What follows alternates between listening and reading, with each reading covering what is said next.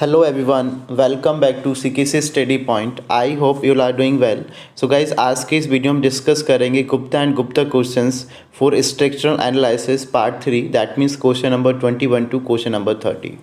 चलिए स्टार्ट करते हैं आज की वीडियो स्टार्ट करने से पहले मैं आपको बता दूं, मैं चैनल पर all AE and JE exam की अपडेट आप लोग को देता रहता हूं। सो गाइज मेक श्योर आप लोग इस चैनल को सब्सक्राइब कर लें एंड बेल आइकन को प्रेस कर लें ताकि अपकमिंग वीडियो की नोटिफिकेशन आपको टाइमली मिलते रहे। चलिए स्टार्ट करते हैं आज के question number 21, that means the first question of this series, that is Castigliano's first theorem is applicable. Options are for statically determinate structure when the system behave elastically. Third one is only when principle of superposition is valid. None of the above. देखो कास्टिग्लियानोस की दो theorem होती हैं, Castigliano's first theorem, Castigliano's second theorem. Castigliano first theorem is find out the forces, that means force and moment. And Castigliano अगर second theorem की बात करते हैं, second theorem is used to find out the slope and deflections. ये भी आपको पता होना चाहिए, राइट। उसके बाद देखो most important is Castigliano second theorem, but यहाँ से फर्स्ट थ्योरम से क्वेश्चन आपका डिजाइन हुआ है, पूछा गया है Castigliano first theorem is applicable. So correct option is only when principle of superposition is valid. और what is the principle of superposition, ये नेक्स्ट क्वेश्चन में पूछा गया है, तो वहां पर मैं आपको डिटेल में बता रहा हूँ what is the principle of superposition, right. So correct answer for this question is C, that means only when principle of superposition is valid. Now come to the next question. Next question is, you can see principle of superposition is applicable when options are deflection are linear function of applied forces, second one is material always Hooke's law, and third one is the action of applied forces will be affected by a small deformation of the structure, and D is none of the above.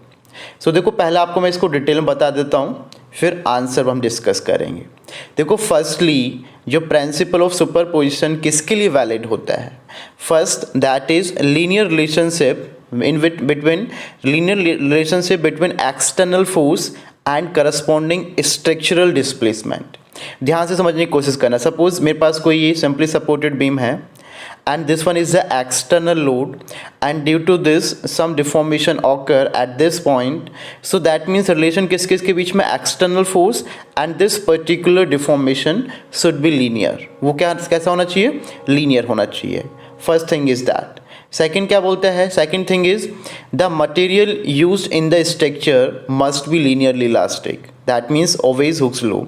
जो material हम use कर रहे हैं इसमें जो इस beam को बनाने के लिए which material we use, that particular material must follow the linear elastic concept.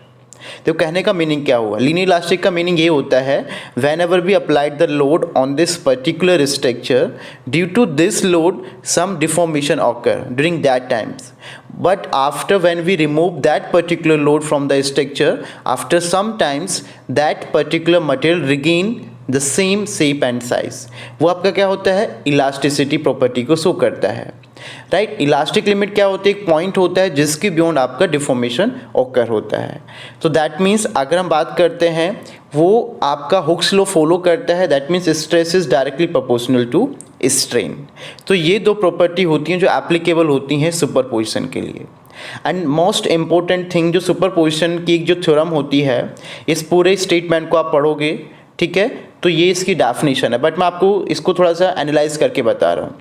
देखो इसका मीनिंग क्या है, according to the principle of superposition जो डिफ्लेक्शन होता है, सपोज मेरे पास ये कोई बीम है, राइट, ये सपोज सिंपली सपोर्टेड बीम है और यहाँ पर 3 लोड लगे हुए हैं like this, W1 W2 W3 like, और जितने भी हैं एंड सो ऑन।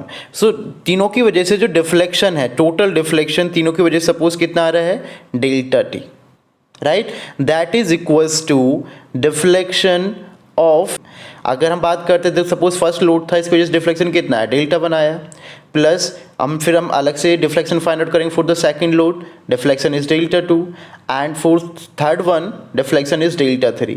सो कहने का मीनिंग क्या हुआ, अगर हम इंडिविजुअल लोडिंग का इफेक्ट करके जो डिफ्लेक्शन फाइंड आउट करते हैं, the summation of all that should be equals to the total deflection in whole figure, that's both are the equal, that's the concept of method of superposition.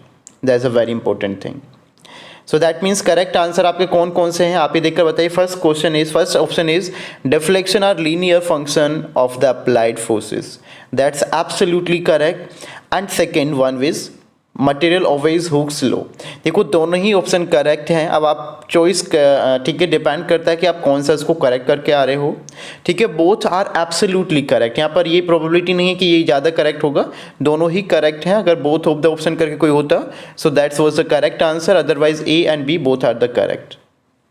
Now come to the next question. देखो next question क्या बोल रहा है. In moment distribution method the sum of distribution factor of all the members meeting at a joint is always.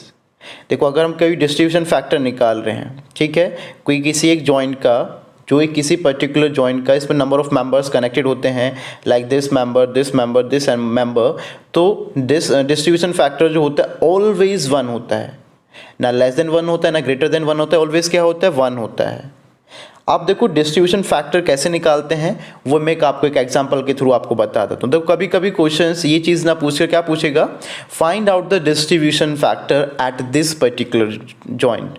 जो भी आपको figure given होगा तो आपको दिखा देता हूँ. पहली बात तो इसकी डेफिनेशन देख लेते हैं. What is the moment distribution method. Moment distribution method is a structural analysis method for statically indeterminate beam and frame. And this method is developed by Mr. Hardy-Cross. Hardy-Cross ने इसको डेवलप किया था. ये question बन जाता है कि which this particular method is developed by which name which person. तो that means Mr. Hardy-Cross ने इस मेथड को डेवलप किया था. And this particular method like जैसे आपका स्लोप डिफ्लेक्शन मेथड हो गया moment distribution method Kani method so all these method are used to find out the deflection in indeterminate structure. Indeterminate structure में deflection को find out करने के लिए. And you know very well what is the determinate and indeterminate structure. Determinate structure जो होता है that means जितनी भी आपकी इक्विलिब्रियम इक्वेशन है if these equilibrium equation are sufficient to calculate the unknown reaction that is called determinate structure. Vice and versa आपका क्या होता है इनडिटर्मिनेट स्ट्रक्चर होता है. And most important thing in this particular method ये किसको consider करता है only consider the effect of flexural that means bending का इफेक्ट कंसिडर करता है not the shear force not the axial force only consider the effect of bending moment. So that is a very important thing in this question. अब देखो मैं जो आपको एक छोटा सा कॉन्सेप्ट बताने की कोशिश करूंगा to find out the distribution factor. तो देखो डिस्ट्रीब्यूशन फैक्टर सपोज मुझे बी जॉइंट पर निकालना है तो बी जॉइंट पर निकालने के लिए फर्स्टली भी calculate the stiffness coefficient of stiffness. तो कोफिशिएंट ऑफ स्टिफनेस के लिए देखो दो चीज़ होती हैं.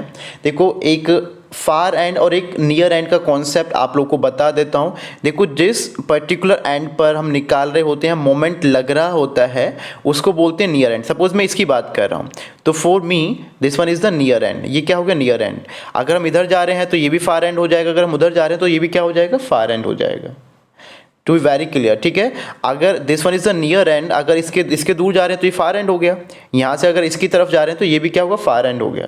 तो इस पर्टिकुलर पार्ट के लिए this one is the near and this one is the far and and इस पार्ट के लिए this one is the near and this one is the far and.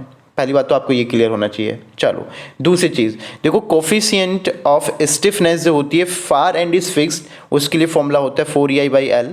ये आपको रिवाइज करने पड़ेंगे सारे फॉर्मूले. अगर आपको लग रहा है if you want to revise all these formulas तो you can tell me about in comment कि सर मुझे सारे फॉर्मूलेज एक बार रिवाइज करा दीजिए. तो इसके लिए मैं उसको हो सकता है तो अलग से उस पर वीडियो में डिज़ाइन कर दूँ राइट. अगर आपको इसकी पूरी PDF चाहिए तो आप हमारे टेलीग्राम चैनल पर ऐड हो सकते हैं. इसका लिंक आपको सबसे डिस्क्रिप्शन में मिल जाएगा.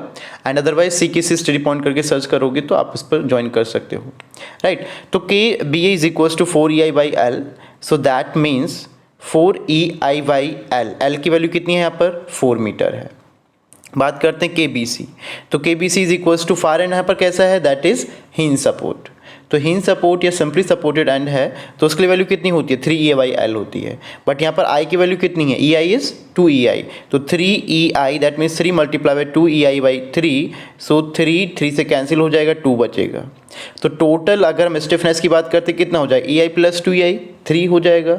अब देखो डिस्ट्रीब्यूशन फैक्टर का फॉर्मूला होता है, डिस्ट्रीब्यूशन फैक्टर का क्या फॉर्मूला होता है, that is equals to stiffness of that particular member जिसका हम निकाल रहे हैं। सपोज अगर मुझे बी ए का निकालना है, B A divided by total stiffness, divided by total stiffness.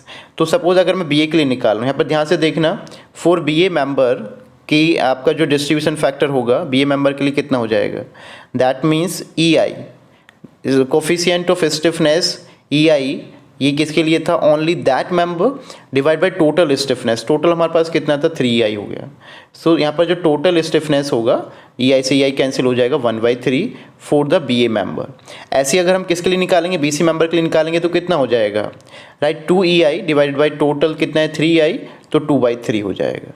सो अब यहाँ पर एक चीज़ नोटिस करोगे, जो क्वेश्चन था हमारा क्या पूछा गया था, at any joint total distribution factor की वैल्यू कितनी होती है, ऑलवेज 1 होती है। 1/3 प्लस 2/3 इज इक्वल टू कितना होगा, 3/3, 3/3 इज इक्वल टू क्या होता है, 1 होगा। सो आपका आंसर क्या होगा, 1 होगा। जल्दी से, एक काफ़ी टाइम लगे इस क्वेश्चन में। So that means correct answer is option C for this question. Now come to the next question. Next question is carry over factor in a prismatic member whose far end is fixed. देखो carry over factor का firstly you know what is the carry over factor, उसका मैं formula बताता हूँ and then I tell you कि far and fixed है तो क्या फॉर्मूला होगा, एंड अगर फार एंड हिंज्ड है तो क्या वैल्यू होगी, वो भी मैं आप लोग को बता देता हूँ, राइट। देखो पहली बात तो कैरी ओवर फैक्टर क्या होता है, suppose this one is any beam, right, ये मेरे पास सपोज क्या है, फिक्स बीम है, यहाँ पर कुछ मोमेंट डेवलप हो रहा है ऑब्वियसली, दैट इज एम। अब देखो इसका इफेक्ट इस बेंडिंग मोमेंट का इफेक्ट क्या होगा, हाफ इफेक्ट उसी डायरेक्शन में कहाँ चला जाएगा, आगे नेक्स्ट वाले सपोर्ट पर चला जाएगा। अगर फार एंड, देखो दिस एम इस पर काम कर रहे हैं, so this one is the near and, this one is the near and. अब उसके अपोजिट, उसके अगर हम राइट वर्ड या लेफ्ट वर्ड कहीं पर भी जा रहे हैं, उसके आगे की तरफ जा रहे हैं, तो ये हमारे पास क्या हो गया, फार एंड हो गया। तो अगर आपका फार एंड फिक्स्ड है तो आपके मोमेंट का हाफ मोमेंट जो होगा फार एंड पर आपका डिस्ट्रीब्यूट हो जाएगा। So that means carry over factor की डेफिनेशन होती है, it is the moment develop at the far end due to unit rotation या यूनिट मोमेंट आप कह सकते हो at the near end is equals to carry over factor. So that means इसका formula क्या होगा, carry over factor which is equals to carry over moment divided by moment at the near end, moment eight near and. Okay अब आपको बता देता हूँ, दो condition generally पूछी जाती हैं। अगर आपका फार एंड फिक्स्ड है तो कैरी ओवर फैक्टर कितना हो जाएगा, हाफ। कैसे, m/2, और उस नियर एंड पर कितना था, m था, तो m से m कैंसिल हो जाएगा, which is equals to what, carry over factor if the far end is fixed, half हो जाएगा। Carry over factor if the far end is hinged, देखो अगर फार एंड लाइक आपका हिंज्ड है, like this, यहाँ पर सिंपली सपोर्टेड है, hinge है, जो भी है, तो इसके लिए यहाँ पर हमारा मोमेंट ट्रांसफर नहीं होगा। यहाँ पर क्या वैल्यू हो जाएगी, जो आपका डिस्ट्रीब्यूटेड मोमेंट था, यू कैन से जो मोमेंट यहाँ पर डेवलप होगा वो क्या हो जाएगा, जीरो हो जाएगा। तो कैरी ओवर मोमेंट यहाँ पर जब जीरो होगा तो कोफिशिएंट ऑफ फैक्टर क्या होगा, कैरी ओवर फैक्टर क्या होगा, zero divided by M. So zero divide by M की इज इक्वल टू कितना हो जाएगा, जीरो हो जाएगा। तो to be very careful, if the far end is hinged तो value of carry over factor is zero. For this question answer is what, हमारे इस वाले क्वेश्चन के लिए आंसर कितना हो गया, that is equals to 1/2। Carry over factor far end is fixed 1/2। Next question देखते हैं, नेक्स्ट क्वेश्चन क्या है। Next question is carry over factor in a prismatic member whose far end is hinged. अगर देखो far and hinged है, मैंने क्या बताया था, जीरो हो जाएगा, zero is the correct answer. पूरा डिटेल बता चुका हूँ मैं इस क्वेश्चन की। Now come to this question, moment required to rotate the near end of a prismatic beam through a unit angle without translation, the far end being simply supported is given by। देखो this type of question is very important. देखो हमें actually अगर revision नहीं करते हैं तो हम चीज़ें माइंड से स्किप हो जाती हैं, तो यही हाल होता है। Otherwise that's concept of very very simple, but revise करने वाला फैक्टर अगर नहीं आता है तो प्रॉब्लम में क्रिएट हो जाती हैं, क्वेश्चन में प्रॉब्लम क्रिएट हो जाती हैं। सो दैट मीन्स देखो पहली चीज़ तो जो अभी हम बात कर रहे हैं दैट इज़, देखो फार एंड और नियर एंड आपको बहुत अच्छे से क्लियर हो गया होगा। अगर सपोज मैं इस वाले एंड की बात कर रहा हूँ, इस वाले एंड पर अगर मैं यूनिट रोटेशन की बात कर रहा हूँ तो that is near and for me, अगर इस पर वर्क कर रहा हूँ, एंड उसके अपोजिट या उसकी बिफोर एंड आफ्टर कोई एंड आता है तो that is far and. That means जैसे इसके लिए हमारी क्या हो जाएगा, फार एंड हो जाएगा। देखो फ्लेक्सुरल स्टिफनेस का फॉर्मूला क्या होता है, K इज इक्वल्स टू हमारे पास फॉर्मूला होता है M Y theta, M Y theta ये फ्लेक्सुरल स्टिफनेस का होता है। सो दैट मीन्स यहाँ पर हम किसकी बात करते हैं, यूनिट रोटेशन की बात करते हैं, तो थीटा इज इक्वल्स टू क्या हो जाता है 1 हो जाता है, तो K is equals to directly क्या हो जाता है m हो जाता है, जो m की वैल्यू होगी वो K की वैल्यू हो जाएगी। सो अब यहाँ पर ध्यान से देखना, अगर उसने बोला है we applied the unit rotation at end A, देखो एक्चुअली फिक्स एंड पर स्लोप जो होता है, स्लोप एंड डिफ्लेक्शन दोनों ही क्या होते हैं, जीरो होते हैं, बट उसने बोला है यूनिट रोटेशन लगाने के लिए, तो यहाँ पर कुछ ना कुछ रोटेशन की वजह से इफेक्ट जनरेट होगा। तो उस इफेक्ट की वजह से देखो ये डेराइव पूरा करके आएगा, उसका डेरिवेशन को नीड पूरे डेरिवेशन को कंप्लीट करने की नीड नहीं है बिल्कुल भी, आप उसको डायरेक्टली लर्न कर लीजिए, this is the standard case. तो अगर मैंने फिक्स केस में अगर आपका यूनिट रोटेशन अप्लाइड किया है, तो उसकी वजह से यहाँ पर जो मोमेंट डेवलप होगा 4EI theta by L, theta 1 होगा तो 4EI बाई एल हो जाएगा, एंड फार एंड पर कितनी वैल्यू हो जाएगी 2EI बाई एल हो जाएगी। बट इन केस ऑफ अगर फार एंड हिंज्ड है, तो फिक्स एंड पर जहाँ पर रोटेशन लगा हुआ है उसकी वैल्यू कितनी होगी, स्टिफनेस की वैल्यू कितनी होगी, that is 3EI by L, यहाँ पर कितनी हो जाएगी 0 हो जाएगी। यही क्वेश्चन में पूछा गया है। अब देखो क्वेश्चन को करने की कोशिश करना, उसने क्या बोला है, far end is simply support, that means directly क्या बोल दिया, फ्री है। अगर फ्री है तो वहाँ पर आपकी बेंडिंग मोमेंट की वैल्यू 0 थी, ठीक है, बट उसने ये नहीं पूछा है, उसने बोला moment required to rotate the near end, तो नियर एंड पर कितने मोमेंट की रिक्वायरमेंट होगी, that is 3EI theta by L, theta यहाँ पर 1 होगा, यूनिट रोटेशन की बात हो रही है, तो 3EI by is the correct answer. Now come to the next question.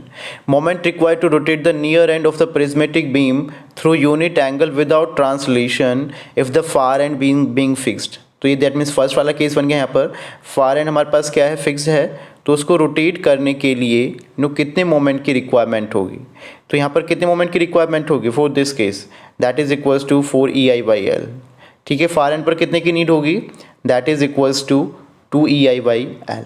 सो हमसे कहाँ पर पूछा है, नियर एंड पर पूछा है, तो नियर एंड पर आंसर कितना होगा 4EI by L, D is the correct option for this particular question. Now come to the next question. देखो नेक्स्ट क्वेश्चन क्या बोला है, देखो ये क्वेश्चन मैं करा चुका हूँ पहले से ही, सो इस पर ज़्यादा टाइम वेस्ट नहीं करेंगे। If M is the external moment which rotate the near end of the prismatic beam without translation and far end हमारा कैसा है, being fixed, then moment induced at the far end. देखो ध्यान से देखने की कोशिश करना, ये मेरे पास क्या है नियर एंड, ये क्या है फार एंड है, तो यहाँ पर जो मोमेंट उसको रोटेट करने के लिए सपोज यहाँ पर मेरे पास क्या है, मोमेंट जो डेवलप हो रहा है दैट इज़ m, तो ये इसका जो इफेक्ट होगा फार एंड पर, इस पर्टिकुलर मोमेंट का जो इफेक्ट होगा फार एंड पर कितना होगा, that is equals to m/2, that is equals to m/2, वही बताने की कोशिश कर रहा है, ये चीज़ मैं पहले से बता चुका हूँ। तो यहाँ पर आपका क्या हो जाएगा m/2 in the same direction as m, so A is the correct answer. देखो पूछा क्या है उसने, फार एंड पर आपका मोमेंट की वैल्यू क्या होगी, जो मोमेंट इंड्यूस्ड होगा एट द फार एंड, अगर हम यहाँ पर कोई m अप्लाई करते हैं एक्सटर्नल मोमेंट, ठीक है, अगर उसकी वजह से फार एंड पर कितना मोमेंट होगा, that is m/2 in the same direction as the m, जो m की डायरेक्शन थी उसी डायरेक्शन में होगा, that is the correct answer for this. Now come to the next question. देखो ये क्वेश्चन भी, देखो क्वेश्चंस, एक क्वेश्चन आप डिटेल में समझ लीजिए, सारे क्वेश्चन इजी हो जाते हैं, इसलिए बोलते हैं कि क्वेश्चन को स्टार्टिंग से पूरी सीरीज को अच्छे से करना। देखो डिटेल में करना तभी आप क्वेश्चन इजीली लगा पाओगे। अब आपको लग रहा होगा जिसने क्वेश्चन कर लिया होगा कि this is very simple question, अगर आपको पता है, अगर नहीं पता है तो यही क्वेश्चन आपको टिपिकल लगेगा। क्वेश्चन में क्या पूछा था, principal of superposition is not applicable when material does not obey Hooke's law. देखो क्वेश्चन क्या बोला गया, नॉट एप्लीकेबल, नॉट क्वेश्चन पूछा गया नॉट एप्लीकेबल, किसके लिए एप्लीकेबल नहीं है, वो एप्लीकेबल होता है अगर मटेरियल हुक्स लॉ फॉलो करता है, अगर नहीं फॉलो करेगा तो उसके लिए नहीं एप्लीकेबल होगा। तो पहला आंसर सही है उसके अकॉर्डिंग। दूसरी चीज़, effect of temperature changes are taken into consideration, इसके लिए ये चीज़ हमारी क्या होती है, एप्लीकेबल होती है, बट उसने क्या बोला, नॉट एप्लीकेबल बोला है, सो ये आंसर गलत हो जाएगा। Third one is structure is being analyse for the effect of support settlement, ये आपका स्टेटमेंट भी एप्लीकेबल होता है बट उसने नॉन एप्लीकेबल पूछा है, तो ये भी हमारा क्या हो जाएगा, गलत हो जाएगा according to the language. So A answer is correct, option 1 is the correct. इसकी डिटेल क्वेश्चन नंबर 22 में मैंने अच्छे से बता दी है, वहाँ पर एक बार रिवाइज कर लेना उसको। Now come to the next and last question of this series. देखो, if the displacement at the coordinate I due to unit force at coordinate J is del ij and the displacement and coordinate j due to unit force at coordinate I is del ji. तो उसके according Maxwell reciprocal theorem के according में क्या relation होगा. देखो, बहुत simple question मैंने अच्छे से बताया हुआ है अपने स्टूडेंट्स को कि ये थ्योरम देखो जनरली पूछी जाती है और इसका क्वेश्चन 100% डिज़ाइन होता है. लाइक अगर सपोज यहाँ पर कोई this point is called I, यहाँ पर इस वाले पॉइंट को आई बोल दिया एंड दिस इज जे. तो when B applied unit load या फिर जो भी आपका फोर्स लगाया हुआ है, अगर मैंने यहाँ पर लगाया हुआ है तो इसकी वजह से जो डिस्प्लेसमेंट इस वाले पॉइंट पर होगा उसको मैंने क्या बोल दिया है, डेल आई. किसकी वजह से हुआ है, जे की वजह से हुआ है. When B applied unit load at J. And ये किसके इक्वल होगा, शुड बी इक्वल्स टू जब when B applied the unit force at I and due to this unit force displacement कहाँ पर जनरेट होगा, जे पर जनरेट होगा. तो इसको हम बोल देंगे डेल जे आई. सो दोनों ही क्या होंगे, इक्वल होंगे. A option is correct. इसको देखो डिटेल में और बता देता हूँ. देखो, मैक्सवेल रेसिप्रोकल थ्योरम जो होती है state that linearly elastic structure के लिए आपकी एप्लीकेबल होती है पहली चीज़ तो. एंड डिफ्लेक्शन जो होता है at any point A due to the load applied at the other point B should be equals to deflection at B when same load applied at A. उसके इक्वल होगा. जो चीज़ मैंने बता दी, देखो जब अब मैं लोड यहाँ पर देखो उन्होंने इसके अकॉर्डिंग नेमिंग गलत कर दी है.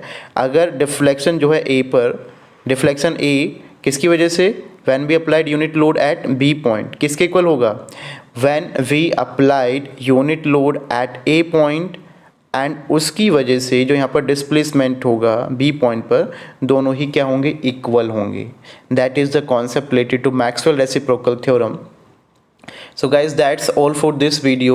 Thank you for watching this particular video till now. So guys, please subscribe this channel and share this video max to max people. So thank you so much. मिलते हैं नेक्स्ट वीडियो में. तब तक के लिए जय हिंद, वंदे मातरम.